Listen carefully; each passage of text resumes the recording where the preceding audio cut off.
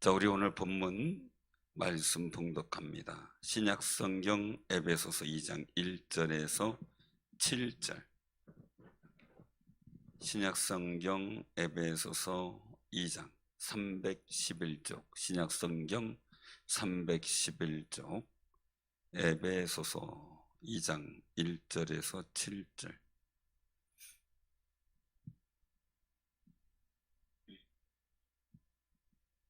자, 우리 교독을 합니다. 그는 허물과 죄로 죽었던 너희를 살리셨도다.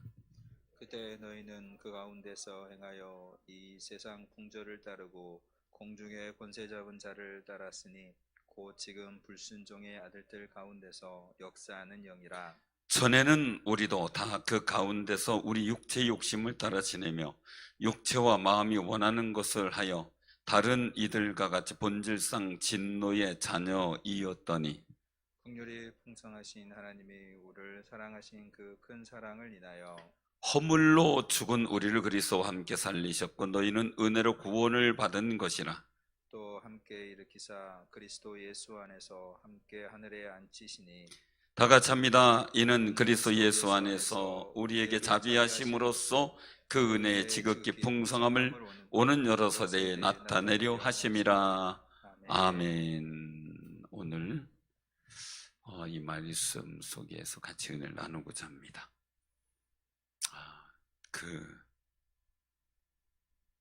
옛날에 전쟁하는 일들을 보게 되면요, 나폴레옹 시대나 또 옛날 그 서구 유럽의 전쟁사를 보기에는 가장 먼저 가는 게 누구였어요? 전쟁 영화 보면 요즘에 현대전 말고 옛날에 중세시대 이럴 때 전쟁 보면 가장 먼저 누가 나갔어요? 말이요? 예? 왕이 나가요? 왕 죽으면 어떻게 해요? 누가 제일 먼저 가요? 말 그대로 오늘날 군악대인데요, 그 당시에 군사들이 군악대가 제일 먼저 가요. 그 전쟁설에 보니까 이 군악대를 막 부르면서 승전가를 부르면서 가는데 이 화살이 날라와서 또 총이 날라와서 맞는데도 그냥 계속 가더라고요. 우리가 공동체의 찬양은 굉장히 중요해요. 그래서 승전가를 부르는 거고 사단의 역사의 일들을 제어하는 힘이 되고요. 그래서 이스라엘 민족이 포로 귀환 때도 이 성가대죠. 성가대의 일들에 대해서 굉장히 신경을 쓰죠. 우리가 꼭 기억하셔야 돼요. 찬양이 힘이 있어야 돼요. 교회에서 음악에 찬양이 힘이 있어야 되고 성도들이 집에서 찬양 부를 때 힘이 있어야 돼요. 제가 늘 말씀드리는 것 중에 하나가, 교회가 부흥되느냐 안 부흥되느냐면 담임 목사 찬양을 들으면 알 수 있고요. 저도 그래서 엄청 노력을 하는데 찬양대 찬양을 들으면 알 수 있고요. 찬양단 찬양을 들으면 알 수가 있어요. 왜냐하면 그 속에서 영적인 파워와 그 일들이 성들에게 평안을 주고 힘을 주고 하거든요. 그걸 보게 돼요.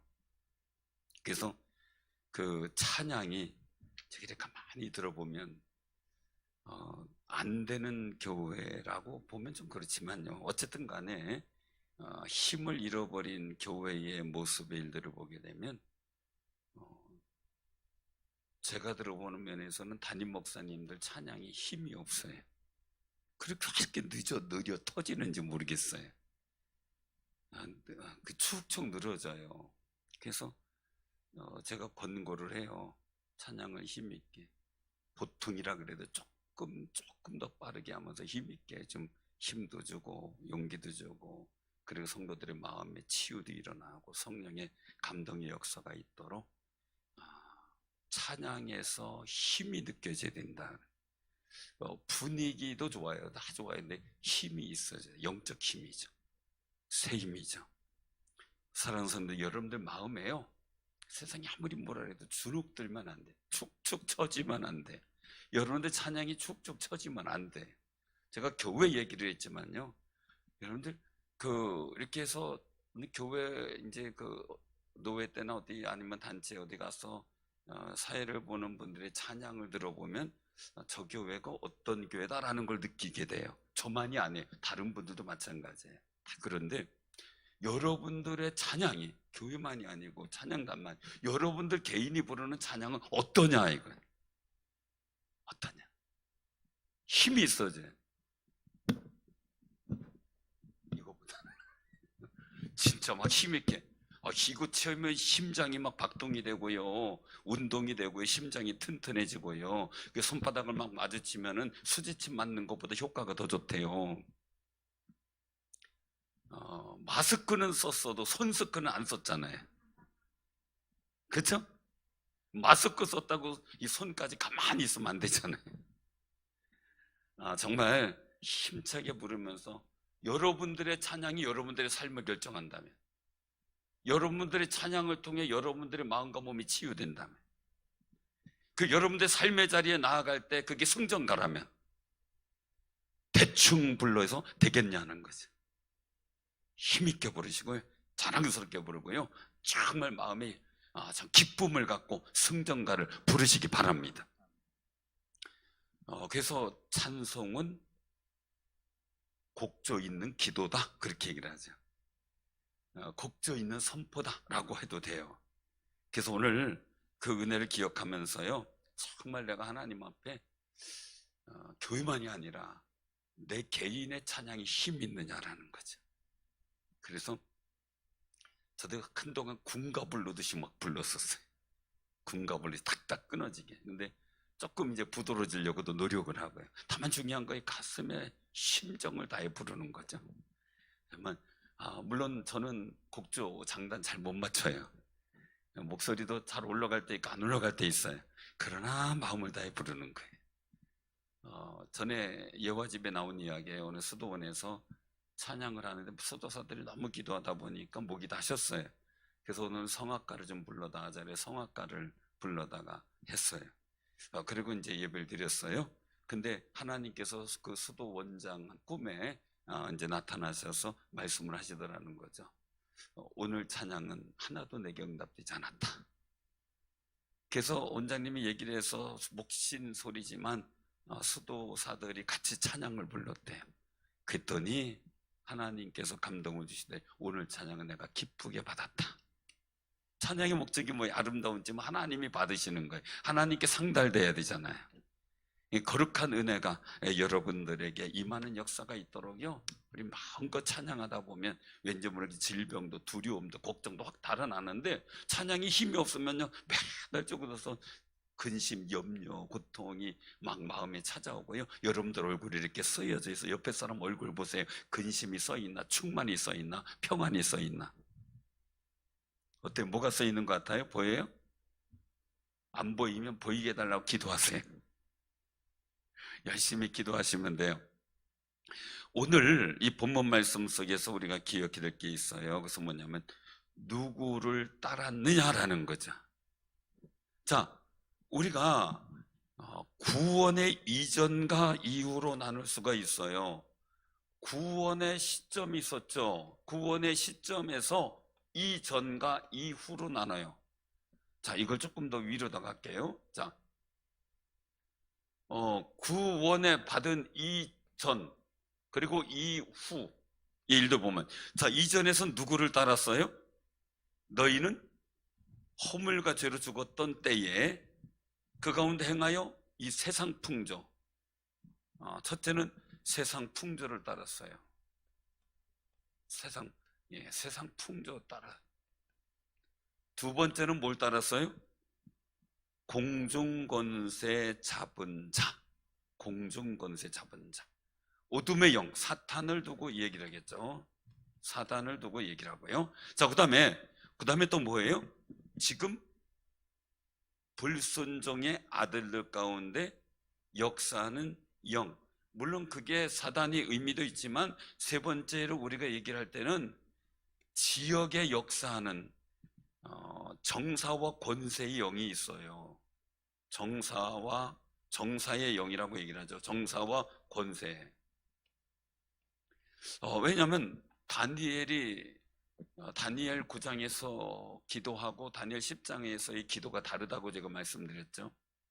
다니엘 9장의 기도는 민족의 죄, 자기의 죄, 집안의 죄, 모든 죄를 회개하며 기도했고, 그러면서 기도할 때 아침에 기도했는데 저녁에 응답이 돼요.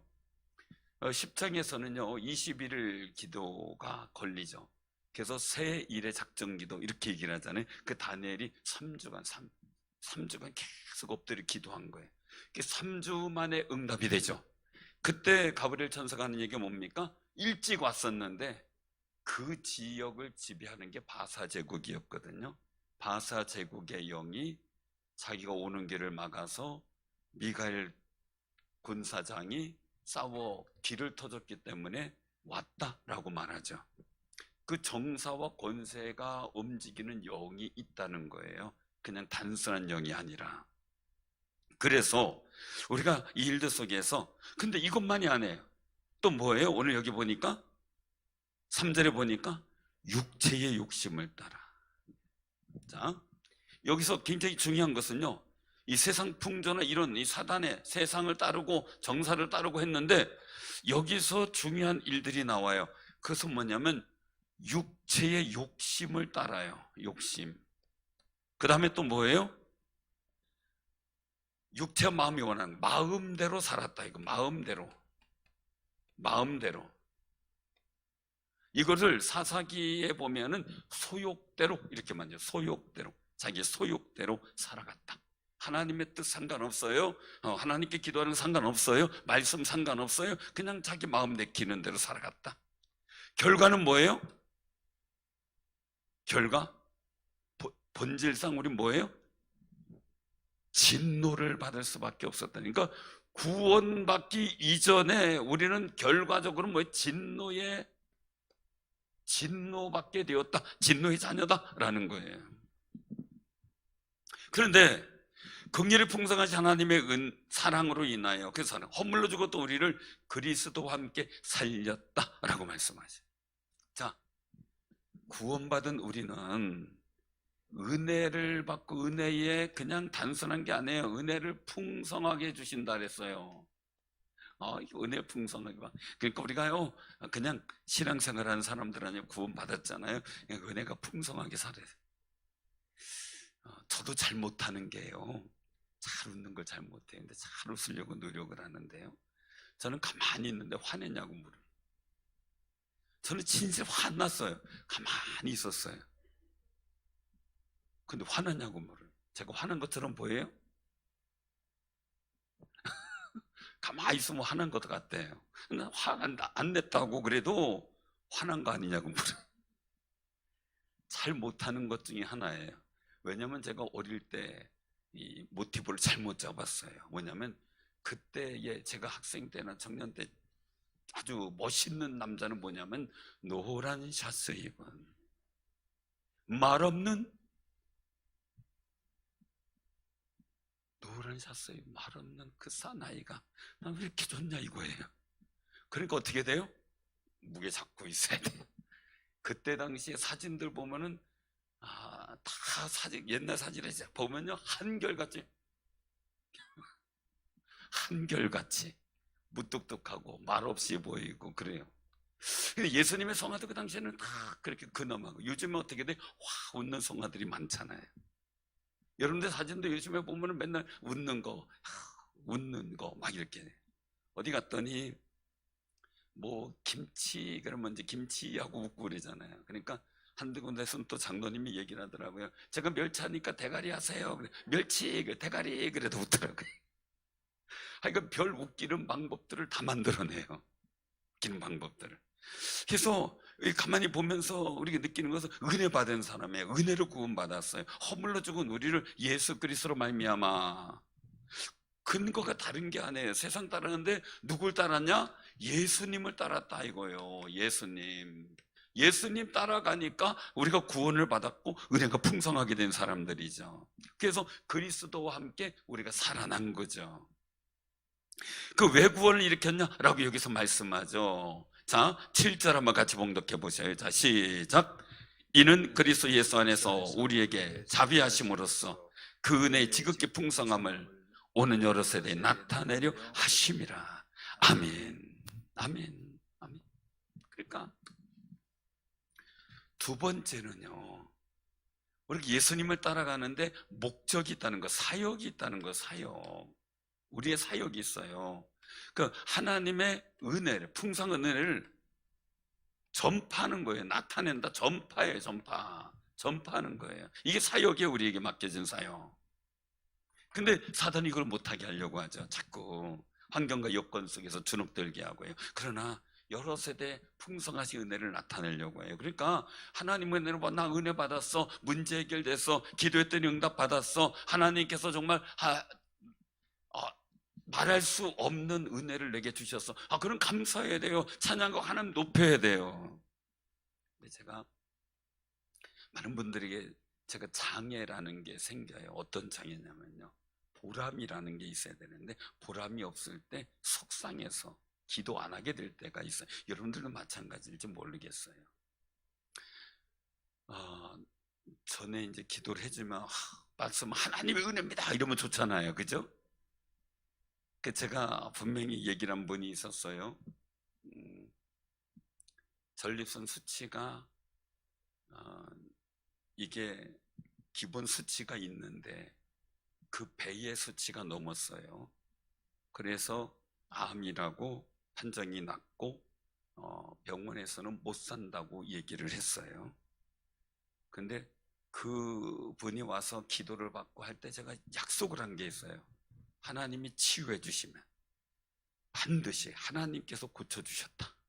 그리고 반드시 유승준 목사님한테 안수 받고 하나님으로 나았다. 이것만 꼭 얘기하라. 그러면 당신으로부터, 제 직분 얘기를 안 해요.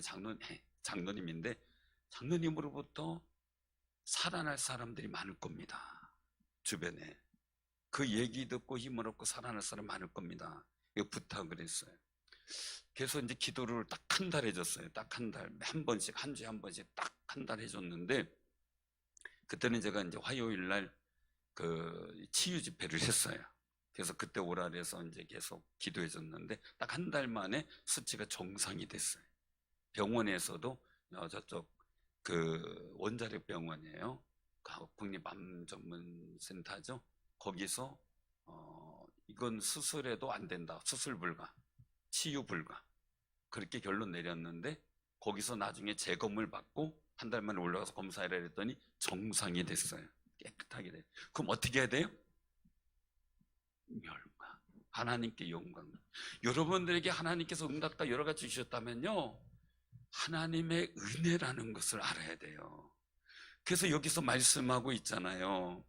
8절에 보면 너희는 그 은혜에 의하여 믿음으로 말미암아 구원을 받았나니 너희에게서 난 것이 아니라 하나님의 선물이다. 자랑하지 마라. 하나님만 영광 돌려라 이거예요.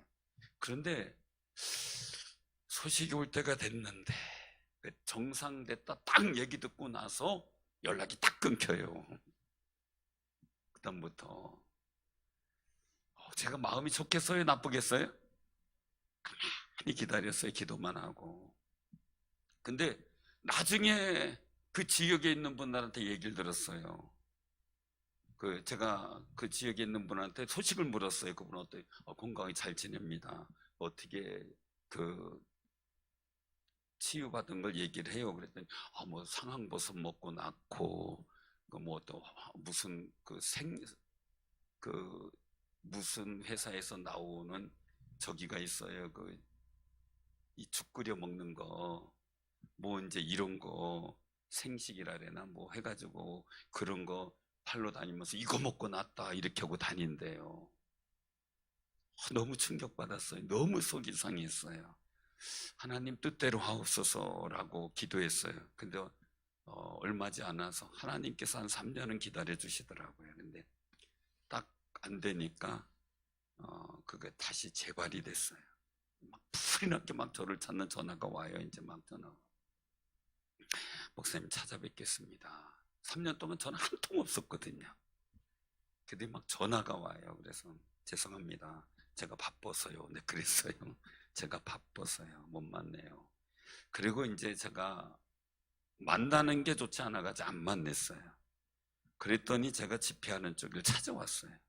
거기 와서 집회 참여하고 저한테 와서 죄송하다고 좀 도와달라고 얘기를 해요. 근데 제가 그런 얘기를 했어요. 제가 분명히 하나님과 약속을 말씀을 드렸죠. 그런데 안 하셨죠. 그랬더니 죄송하대, 안 했대요. 그리고 뭐 생시팔로도 아니고 이제 그렇게 한 거죠. 제가 그랬어요. 하나님이 나의 기도를 안 들으실 것 같고 그 약속을 어겼기 때문에 하나님께서 은혜를 베푸시지 않을 것 같다, 그런 얘기를 했어요. 그랬더니 그래도 기도 좀 해달라고. 그래서 제가 얘기를 해서 기도 딱 해주고 한 달 기한을 줬어요. 만약에 한 달 안에 하나님께서 역사하시면 내가 기도할 수 있는 길을 열어주실 것이고, 만약에 안 되면, 하나님이 안 들으신다 하면 폐혈증이 생길 거니까, 그러면 만약에 폐혈증이 오면 하나님의 부르심인 줄 알고 준비하시라고, 그 이제 얘기를 했어요. 그리고 기도해주고, 그리고 나서 한 달이 됐어요. 전화가 왔어요. 목사님 말씀드렸습니다. 어떻게 됐습니까? 폐혈증이 왔습니다. 그러면 하나님의 부르심인 줄 알고 기도하세요. 그리고 나서 그렇게 한 달 동안 가려고, 기도해주러 가야 되겠다는 무슨 일이 생기고, 기도해주러 내일은 가야지 그러면 또 다른 일이 생기고, 계속 못 가는 거예요. 하나님의 뜻인가 보다 이랬는데, 결국 한 달 만에 원주기도병원에 입원한 걸 알고 가서 마지막 기도를 해주고 편안하게 하나님 부르심을 받고, 그리고 회개하면서 하나님과 약속이었는데 안 지킨 거 회개하세요. 제가 그랬어요. 그랬더니 이제 결국은 이제 소천했다는 이야기를 들었어요. 안타깝죠. 하나님이 나를 부르셨고 내게 은혜를 주셨고 내 기도에 응답을 했다면 나만 좋은 게 아니에요. 어떻게든 하나님께 영광을 돌리고 할 것인가를 고민하고 기도하고 방법을 찾고 헌신하고 주님의 영광을 어떻게 나타낼 것인가 해야 돼요. 근데 그게 없으면 하나님은 기다리셔요. 계속 기다리셔요. 우리 교인 중에 어떤 분들 얘기를 해요. 목사님 죄송하다, 왜 그러냐 했더니, 전에 정말 생사를 모르는 일들 속에 기도받았는데 하나님께서 극적으로 치유하시고 살려주셨죠. 근데 처음에는 상황 보서 뭐었다 얘기를 했대요. 근데 가만히 보니까 그게 아니더래요. 그래서 그 다음부터 회개하고 하나님이 치유해줬고 우리 목사님이 기도해줬다라는 얘기를 그때부터 하기 시작했대요. 근데 놀라운 거예요. 저는 알고 있었어요. 그때부터 하나님이 점점 강건하여 치료해 주셨어요. 그 고백을 하면, 그 전까지는 그래도 위태위태했거든요. 근데 그 고백이 바뀌면서 하나님께서 점점 완전한 치유를 주시더라고요. 사랑하는 성도님들, 오늘 여기서 말씀하는 거예요. 자비하심으로써 그 은혜의 지극히 풍성함을 여러 세대에 나타나려고 하는, 하나님께 영광 돌리려고 하는 그 거룩한 일들, 은혜가 전파되길 원하는 일들이에요. 그 거룩한 일들을 잘못해서 자기 자랑이 된다든지 다른 방법에서 하나님의 영광이 훼손될 때 하나님의 섭섭함은 말로 이룰 수가 없더라는 거죠. 그래서 9절에 말씀하죠. 같이 한번 봉독합니다. 행위에서 난 것이 아니니 이는 누구든지 자랑하지 못하게 함이라. 아멘. 은혜로 인하여 믿음으로 말미암아 구원을 받았다 이거예요. 8절에 보니까. 그러면 사역 속에서 나타난 일들이에요. 그 은혜로 구원받은 우리는 뭐예요? 예수님을 향한 믿음의 고백이에요. 믿음의 고백이 늘 있어야 돼요. 여러분들, 우리가 욥의 입술 속에서 사단이 바라는 용어가 있고 하나님이 바라는 용어가 있어요. 근데 욥은 끝까지 누가 원하는 말을 해요? 하나님이 원하시는 말을 해요. 사단이 그렇게 하나님 원망하고 배신할 길을 기다렸는데 욥의 마음에서는 말에서 그게 톡 나오진 않아요. 아마 제가 보기에 사단은 화병 걸렸을 것 같아요. 예수님은 우리의 고백을 기억하세요. 왜? 베드로의 고백을 기뻐하셨잖아요. 바요나 시몬아, 내가 복이 있다. 사랑하는 성도, 우리 믿음의 고백을 갖고 살아야 돼요. 아무리 힘들고 어려워도 믿음의 고백을 놓지 마세요. 우리가 구원받았음을, 아무리 힘들고 상황이 어려워도 내가 구원받은 하나님의 자녀라는 고백을 잃어버리지 마세요. 아무리 세상에 인본주의가 횡행해도요, 우리는 하나님을 섬기는 신본주의에 입각한 영적인 담력을 가져야 돼요. 하도 빌 게이츠라는 얘기가 하도 많이 나와서 백신이 빌 게이츠가 시작했다는 등 뭐 여러 가지 얘기가 나와요. 그래서 어떤 한 분이 보내준 게 있어서 제가 한번 좀 계속 들어가서 살펴봤어요. 그 빌 게이츠가 또 한마디 했어요. 앞으로는 이거보다 더 큰 팬데믹이 올 수 있다. 가까운 시일 내에. 그 얘기를 해요. 그러면서 우리가 백신을 빨리 만들 수 있는 그런 의학 기술이 발달된 것에 안심한 안 해요. 이거 뭔가 또 있구나 이 생각이 들어요. 뭔가 있구나. 왜요? 세계 제1의 부자예요. 돈을 가진 사람, 이 물질의 일들이 가진 사람 뭔가 생각이 달라요. 우리하고 달라요. 좀 달라요. 그런데 그가 명예 박사학위를 받아요. 근데 그가 그런 얘기를 했어요. 보니까 르네상스 시대로 돌아가야 된다 라는 얘기를 해요. 근데 르네상스 시대가 뭐냐면 인간 해방을 위한 문화 시대예요. 재생 시대 뭐 이렇게 얘기를 하면서 재생 시대 말 그대로 얘기하면 인본 아주 빌 게이츠는 명확하게 얘기했어요. 인본주의 시대로 돌아가야 된다. 그 얘기를 했어요. 그것도 명예박사 받는 공식 자리에서. 우리는 꼭 기억해야 돼요. 지금 세상은 우리가 아니라고 그냥 해도 내가 게으를 수가 없고요, 민감하지 않을 수가 없고요, 상까지 세심하게 바라봐야 되는데, 제가 말씀드렸잖아요. 66777은 하나님 중심의 세계관의 완성이지만 666은 인본주의 사상의 완성이라고요. 완전체라고요. 근데 이들의 목적은 계속 인본주의 사고로 돌아가야 된다. 이걸 계속 주창하고 있어요. 르네상스 시대로 돌아가야 된다. 지금 시대가 이래요. 근데 우리가 이런 일들 속에서 이 믿음의 고백을 어떻게 가져야 될 것인가가 중요한 거죠. 왜? 우리가 본질상 진노이잖아요. 이때의 믿음의 고백은 뭐 욕심대로, 마음대로요, 기분대로요, 염려 근심하는 대로 세상이 주는 막 살았어요. 그러나 이제는 우리 구원받은 사람이에요. 하나님의 은혜 풍성함 받은 사람이에요. 하나님의 선물을 받은 거예요. 내 행위로 된 게 아니라 나를 위해 십자가 달려주신 그 은혜로 된 거예요.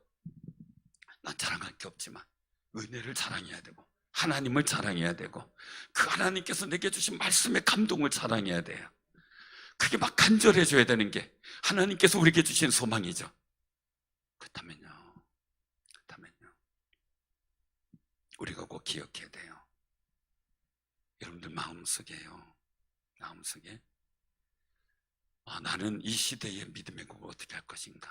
세상 풍조로 따라갈 거예요? 세상 정사에 따라갈 거예요? 우리 말씀대로 주님의 풍성하신 은혜를 따라 나를 구원하신 그 목적과 은혜에 부합된 고백과 예수를 따라가는 분명한 고백이 있어야 되는 거예요. 그래서 우리 10절과 같이 한번 봉독합니다. 우리는 그가 만드신 바라 그리스도 예수 안에서 선한 일을 위하여 지으심을 받은 자니 이 일은 하나님이 전에 예비하사 우리로 그 가운데 행하게 하려 하심이니라. 아멘. 선하시는 일을 위하여 지음을 받은 자. 그럼 선한 일에 협력하고 함께하고 해나가야 되는, 우리가 하나님의 선하심을 부름받은 사람이 악한 일에 동업해도 안 되고요, 하나님이 싫어하는 일에 동참해도 안 되고요, 그걸 호응해서도 안 되는 거죠. 우리는 하나님께서 기뻐하셔서 그리스도 예수 안에 선한 일을 위해서 지음받았어요.